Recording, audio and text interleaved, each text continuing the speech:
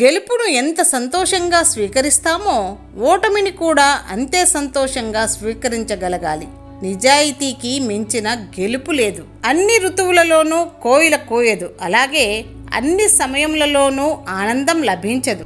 సింహం వెనుక ఎన్ని కుక్కలు మొరిగినా సింహం విలువ తగ్గిపోదు, అలాగే మన వెనుక ఎంతమంది ఏం చెప్పుకున్నా మన విలువ తగ్గిపోదు. నువ్వు నువ్వుగానే ఉండు, ఎందుకంటే ఒరిజినల్కు ఉన్న విలువ జిరాక్స్కు ఉండదు. స్వశక్తి మీద ఆధారపడిన మనిషి ఎప్పుడైనా సంతోషంగా ఉంటాడు. తెలివితేటలు మాత్రమే ఉంటే సరిపోదు, కష్టపడే గుణం కావాలి.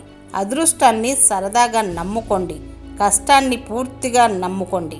సుఖమైన దుఃఖమైన మన దాకా వచ్చే వరకు దాని విలువ తెలియదు. కష్టం దేవుడిచ్చిన వరం, సుఖం మనిషి కోరుకునే పాపం.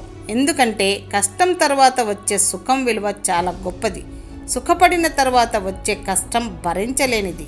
నీవు ఫలితం గురించి ఎంత శ్రద్ధ చూపిస్తావో ఆ ఫలితం పొందడానికి ఉపయోగించే పద్ధతులపై కూడా అంతే శ్రద్ధ చూపించాలి. నిజాయితీ అనేది వ్యక్తులకు చూపించడం కాదు, మీ వ్యక్తిత్వాన్ని ప్రకాశింపచేయడం. చర్చలో ఓడిపోయిన వాడు గెలిచిన వాడిని నిందించడమే పనిగా పెట్టుకుంటాడు. ఆశయశుద్ధి లేని జీవితం చుక్కాని లేని నావ వంటిది. ఆశావాది ఆపదలో అవకాశం చూస్తాడు. స్నేహం అనే చెట్టుకు నమ్మకం అనే నీరు ఉన్నంత వరకు ఆ స్నేహం ఎప్పటికీ చిగురులు వేస్తూనే ఉంటుంది.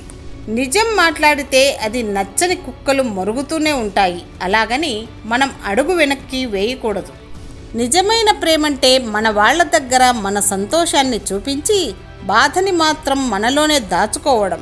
ఎవరైనా మీకోసం కానీ మీ ప్రేమ కోసం కానీ ఏడుస్తున్నారంటే అర్థం చేసుకోండి, వాళ్ళకన్నా మిమ్మల్ని ఈ ప్రపంచంలో ఎవ్వరూ ఎక్కువ ప్రేమించలేరు. మనం ఏంటి అనేది మనకి మాత్రమే తెలుస్తుంది. అవతలి వారు ఎన్ని అనుకున్నా మనం ఎంత నిజాయితీగా ఉన్నామో మనకి తెలిస్తే చాలు. చేతిలోకి రాకముందు దేనిపైన ఎక్కువ ఆశలు పెట్టుకోకండి, ఎందుకంటే ఇక్కడ చేతిలో ఉన్నవే ఎవరికీ శాశ్వతం కావదు.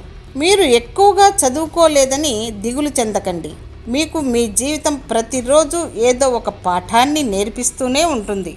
ప్రస్తుతం మనిషి మంచివాడు కావాలంటే మంచి పనులు చేయక్కర్లేదు, ఎదుటివారి గురించి చెడుగా మాట్లాడకుండా ఉంటే చాలు. మనసులో దురాలోచనలు దురాశ ఉన్న వ్యక్తి అతను బయట నుండి ఎంత మంచివాడైనా సమయం వచ్చినప్పుడు అతని నిజమైన ప్రవర్తన బయటకు వస్తుంది.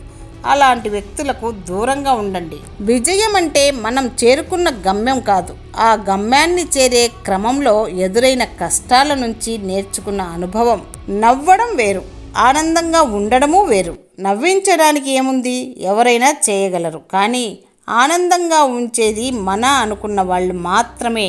అబద్ధాలు చెప్తే, ఒకరి మీద నిందలు వేస్తే ఈ క్షణం నీలాంటి 10 మందికి నువ్వు కరెక్ట్ అనిపించవచ్చు, కానీ కాలం వ్యతిరేకంగా మారే రోజు వస్తుంది. ఆ రోజు నువ్వు 100లాది మందిలో దోషిగా నిలబడాల్సిందే. అందరూ గెలుపు తలుపులను తట్టాలి అనుకుంటారు, కానీ తమ పొరపాట్ల తలుపులను సరిచేసుకోరు. అబద్ధాలతో పునాది వేసిన బంధం ఏదో ఒకరోజు నిజమనే ఆయుధంతో బ్రద్దలవుతుంది. పదవి అడ్డు పెట్టుకుని ప్రజలను దోచుకోవాలనుకున్న కాంక్ష మనశ్శాంతిని దూరం చేస్తుంది. రోజువారి పనుల్లో పడి కావలసిన వస్తువులు పనులు ఎన్నిటినో మరచిపోతూ ఉంటాం, కానీ వెంటాడుతున్న జ్ఞాపకాలను మాత్రం మరచిపోలేము.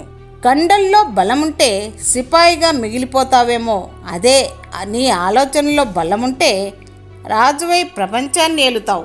అనుక్షణం హెచ్చరించే అంతరాత్మకు మించిన మిత్రుడు లేడు, అదుపులేని బలహీనమైన మనసుకు మించిన శత్రువు లేడు.